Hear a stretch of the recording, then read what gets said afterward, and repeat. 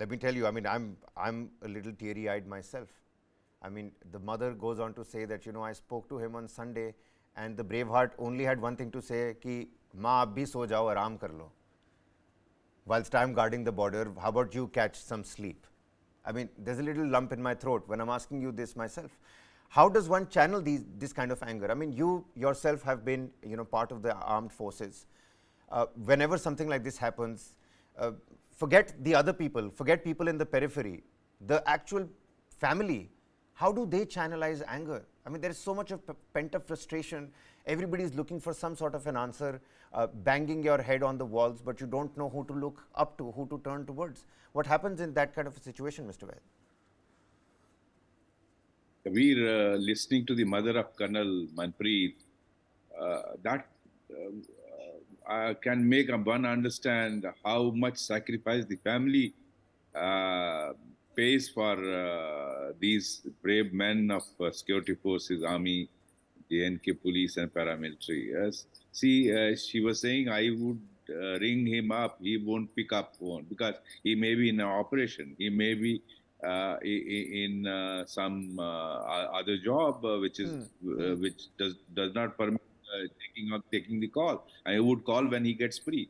Now that is the kind of sacrifice the family. They are not able to talk even for a week to their son. So see, that's why, as you were mentioning, not only these officers sacrifice, even their families sacrifice. And Colonel Manpreet had won Sena Medal, a very brave officer.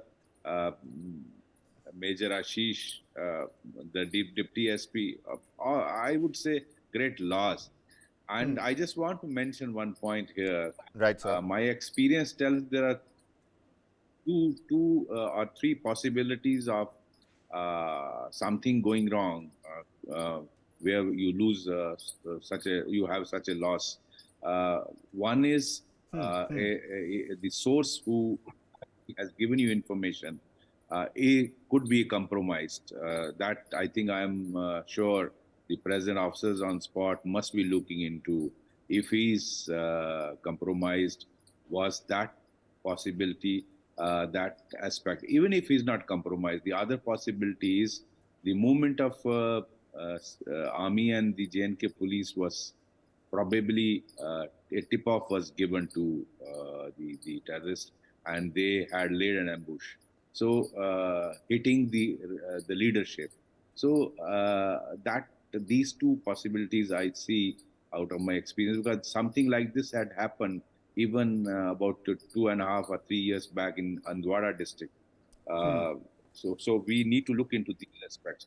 The another pattern which I am noting is both in Rajouri and here in Kokernag is that in both the places, terrorists are avoiding the built-up area. They are avoiding the, after the launch of Operation All Out in 2017, they have lost a lot of guarders, thousands of them. And they, I think, ISI had changed tactics of targeted killing about 2.5 years back.